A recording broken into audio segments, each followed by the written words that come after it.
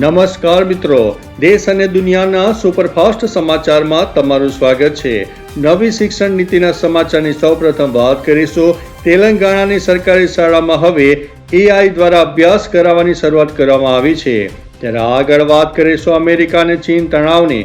હોર્મુઝ જળ સંકટ પર અમેરિકાની નાકાબંધીના પ્રયાસો સામે ચીને કડક પ્રતિક્રિયા આપી છે અને અમેરિકાને તેની બાબતમાં દખલ ન કરવા માટે ચેતવણી પણ આપી છે।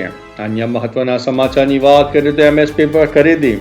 સરકાર દ્વારા રવિ સિઝન 2026 માટે ચણા 5650 પ્રતિ ક્વિન્ટલ અને રાઈ અને સરસો 5950 પ્રતિ ક્વિન્ટલની ટેકાના ભાવે ખરીદી માટે રજીસ્ટ્રેશન પ્રક્રિયા શરૂ કરવામાં આવી છે। અન્ય મહત્વના સમાચારની વાત કરીએ તો ઝટકા મશીન સહાય। ખેતરના રક્ષણ માટે ઝટકા મશીન ખરીદવા પર ખેડૂતોને 40% સબસિડી આપવાની યોજના પણ અમલમાં આવી ગઈ છે। આગળ વાત થશે નવી સહાય યોજનાઓ। Tractor subsidy 2026। આઈ ખેડૂત પોર્ટલ પર ટ્રેક્ટરની ખરીદી માટે 60,000 સુધીની સહાય મેળવવા માટેના ફોર્મ ભરવાની પ્રક્રિયા ચાલુ છે। અન્ય મહત્વના સમાચારની વાત કરીએ તો જમીન કપાતનો વિરોધ। મહેસાણાના પાછોટ ગામે ખેડૂતોની મહાસભા યોજાઈ હતી। સરકાર દ્વારા જમીનમાં કરવામાં આવતી 40% કપાત સામે ખેડૂતોએ આંદોલનનું રણસીંગું ફૂંક્યું છે। અન્ય મહત્વના સમાચારની વાત કરીએ તો બુલેટ ટ્રેન પ્રોજેક્ટ।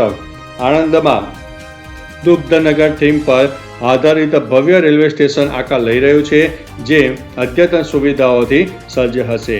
અન્ય મહત્વના સમાચારની વાત કરીએ તો રાજકીય અપડેટ। ઉનામાં ખાસ કરીને ગીર સોમનાથની ઉના પાલિકામાં ભાજપનો બિનહરીફ વિજય થયો છે। 12 બેઠકો પર ભાજપે બિનહરીફ જીત મેળવી છે। અન્ય મહત્વના સમાચારની વાત કરીએ તો રાજ્યમાં ગરમીનો પ્રકોપ। ગુજરાતમાં માવઠાની વિદાય બાદ ગરમીનો પારો આસમાને પહોંચ્યો છે। રાજકોટમાં 42.2 ડિગ્રી સાથે રાજ્યનું સૌથી ગરમ શહેર રહ્યું છે। અમદાવાદમાં 41 ડિગ્રી, વડોદરામાં 41.4 અને અમરેલીમાં 41.7માં પણ આકરી ગરમી નોંધાઈ છે। અન્ય મહત્વના સમાચારની વાત કરીએ તો અમરનાથ યાત્રાની। અમરનાથ યાત્રા 3 જુલાઈથી શરૂ થશે અને 15 એપ્રિલથી રજીસ્ટ્રેશન પ્રક્રિયા શરૂ થઈ જશે। અન્ય મહત્વના સમાચારની વાત કરીએ તો હવામાન વિભાગની આગાહી। ઉત્તર અને મધ્ય ભારતના રાજ્યોમાં હીટ વેવ એટલે કે લૂની ચેતવણી આપવામાં આવી છે। આ વર્ષે અલ નીનોના પ્રભાવને કારણે ચોમાસું નબળું રહેવાની શક્યતા પણ રહેલી છે। અન્ય મહત્વના સમાચારની વાત કરીએ તો ખેડૂતો માટે સમાચાર। સુપ્રીમ કોર્ટે ખેડૂતોની MSPની માંગ પર કેન્દ્ર સરકાર પાસે જવાબ માંગ્યો છે। ખેડૂતો હવે સોઇલ મોબાઈલ એપ્લિકેશન દ્વારા જમીનની ગુણવત્તા ચકાસી શકશે। અન્ય મહત્વના સમાચારની વાત કરીએ તો પંજાબમાં કાયદો। પંજાબ વિધાનસભામાં શ્રી ગુરુ ગ્રંથ સાહિબના અપમાન બદલ આજીવન કેદની સજાની જોગવાઈ કરતું બિલ પસાર કરવામાં આવ્યું છે। અન્ય મહત્વના સમાચારની વાત કરીએ તો મહિલા અનામત। વડાપ્રધાન મોદીએ 2029 સુધીમાં નારી શક્તિ વંદન કાયદો લાગુ કરવાની અને રાજકારણમાં મહિલાઓને 33% અનામત આપવાની યોજના વિશે વાત કરી છે। અન્ય મહત્વના સમાચારની વાત કરીએ તો સ્વાસ્થ્ય સંશોધન। કેમ્બ્રિજ યુનિવર્સિટીના એક અભ્યાસ મુજબ અપરિણિત લોકોમાં કેન્સરનું જોખમ 85% સુધી વધી શકે છે। ત્યારે આગળ વાત થશે મોંઘવારી અને બજાર ભાવની। માર્ચ મહિનામાં છૂટક મોંઘવારી દર વધીને 3.4% થયો છે અને શેર બજારમાં પણ મોટો કડાકો જોવા મળ્યો હતો। અન્ય મહત્વના સમાચારની વાત કરીએ તો ઈરાન ઇઝરાયલ અમેરિકા તણાવની।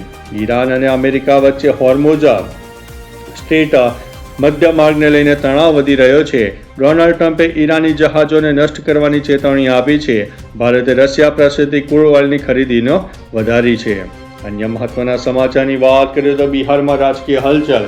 બિહારમાં આજે નવા મુખ્યમંત્રીના નામની જાહેરાત થઈ શકે છે અને 15 એપ્રિલે શપથ ગ્રહણ સમારોહ યોજાવાની શક્યતા છે।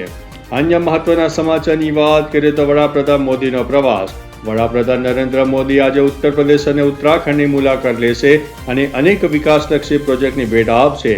દિલ્હી દહેરાદૂન ઇકોનોમિક કોરિડોરનું ઉદ્ઘાટન પણ કરવામાં આવનારું છે।